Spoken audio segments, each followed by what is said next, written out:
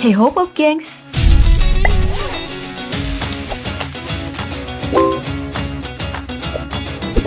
Baru-baru ini, Coca-Cola kembali merebut perhatian orang di seluruh dunia karena sahamnya anjlok sesaat botol Coca-Cola dipindahkan oleh Cristiano Ronaldo. Gak main-main, saham dari Coca-Cola anjlok hingga mendapat rugi senilai 57 triliun rupiah. Ya, siapapun yang lagi megang saham Coca-Cola tentu saja lagi emosi banget sama Babang Ronaldo. 57 triliun rupiah itu dibeliin Coca-Cola udah bisa bikin Jakarta banjir soda nggak sih? Nah, bicara tentang Coca-Cola, minuman berkarbonasi ini memang sudah menjadi terkenal di seluruh dunia. Setidaknya, minuman ini sudah bisa kita temukan di hampir semua sudut dunia. Mulai dari desa terpencil hingga kota besar, sepertinya Coca-Cola selalu ada untuk dinikmati semua orang karena memang menyegarkan. Nah, masalahnya, meskipun menyegarkan, minuman berkarbonasi ini juga diyakini mendatangkan berbagai masalah kesehatan. Dan ya, tentu saja Coca-Cola adalah hal yang menarik untuk kita bahas lebih dalam. Mulai dari, bagaimana Coca-Cola ditemukan? Kenapa Coca-Cola bisa terkenal? Apa saja kandungan Coca-Cola?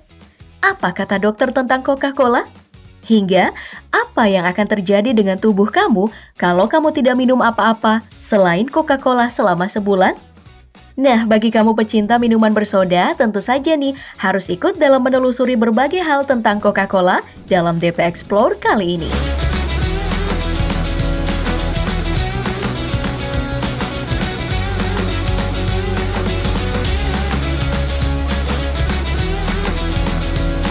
Pertama-tama, mari kita mulai dari membahas asal-usul dari Coca-Cola. Minuman bersoda ini ditemukan oleh ahli farmasi dari Atlanta, Georgia, Amerika Serikat, yaitu John Stead Pemberton, pada tanggal 8 Mei 1886. Jika dihitung-hitung, kelahiran Coca-Cola ini berkisar 135 tahun dari zaman sekarang. Pada penemuannya, Coca-Cola dianggap sebagai minuman menyegarkan yang diciptakan untuk menyembuhkan penyakit. Ya, meskipun tidak ada satupun sumber yang menyebutkan Coca-Cola bisa menyembuhkan penyakit apapun. Kalau menyegarkan tenggorokan saat cuaca panas, ya minuman berkarbonasi kayak gini emang nomor satu. Menjadi tren saat masuk musim panas di Amerika, penjualan Coca-Cola pun terus meningkat hingga akhirnya di tahun 1891, seorang pengusaha bernama Asa Greg Candler membeli usaha minuman tersebut dari Pemberton untuk melakukan ekspansi pasar besar-besaran. Dan lahirlah nama Coca-Cola yang secara resmi membuat Candler menjadi founder perusahaan Coca-Cola. Di tangan Candler, nama Coca-Cola pun meledak dengan bukti penjualan yang meroket. Dalam kurun waktu 10 tahun, Candler berhasil menaikkan penjualan Coca-Cola menjadi 41 kali lipat. Di mana pada tahun 1890, Coca-Cola hanya terjual 9.000 galon per tahun, menjadi 370.877 galon per tahun pada tahun 1900.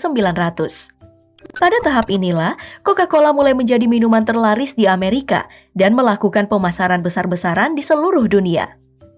Hari ini, Coca-Cola sudah menjelma menjadi salah satu perusahaan yang masuk dalam daftar 100 perusahaan terbesar di dunia dengan total nilai saham seharga 231,3 miliar US dollar atau setara dengan 3.346 triliun rupiah. Tapi, sejarah Coca-Cola juga punya cerita miring.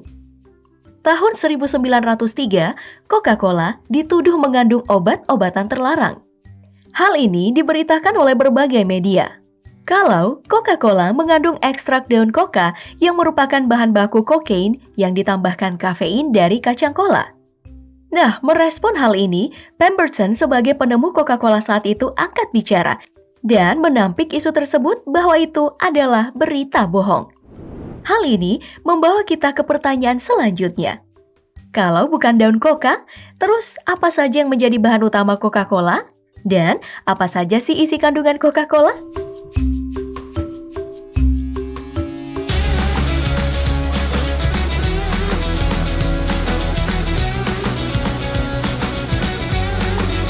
Bicara mengenai kandungan Coca-Cola, berdasarkan informasi dari situs resminya, Coca-Cola diciptakan dari air berkarbonasi, gula, karamel, asam fosfat, kafein, dan juga konsentrat cola yang digadang-gadang sebagai formula rahasia dari Coca-Cola. Namun, tentu saja penjelasan dari Coca-Cola ini tidak memuaskan pelanggan. Nah, berdasarkan penelusuran lainnya, Coca-Cola ternyata memang sudah mencantumkan komposisinya dengan benar. Sayangnya, Coca-Cola tidak memberikan keterangan lebih lanjut tentang komposisi bahan yang ada di Coca-Cola. Dari berbagai macam data yang ditemukan, ternyata Coca-Cola dianggap cukup licik karena tidak mencantumkan keterangan komposisi secara detail. Contohnya saja, zat pewarna yang digunakan oleh Coca-Cola adalah 4-metilimidazole yang adalah salah satu zat pewarna yang telah diteliti dan dianggap dapat memicu kanker. Hal ini sudah dicetak dalam berbagai jurnal penelitian seperti yang satu ini. Terus, ada dua macam asam yaitu asam fosfat dan asam sitrat.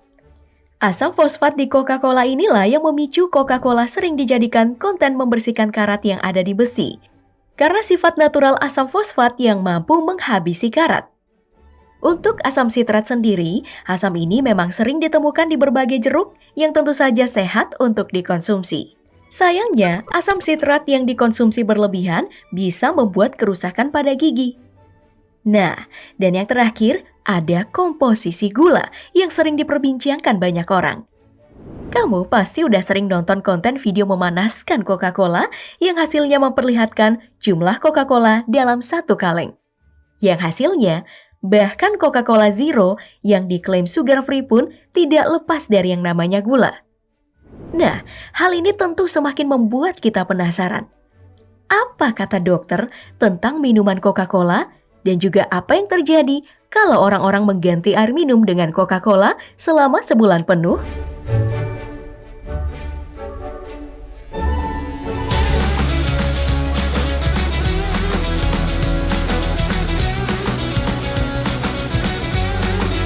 Mengenai mengganti air minum dengan Coca-Cola, mungkin saja bagi pecandu minuman bersoda, hal ini merupakan hal yang sangat menyenangkan.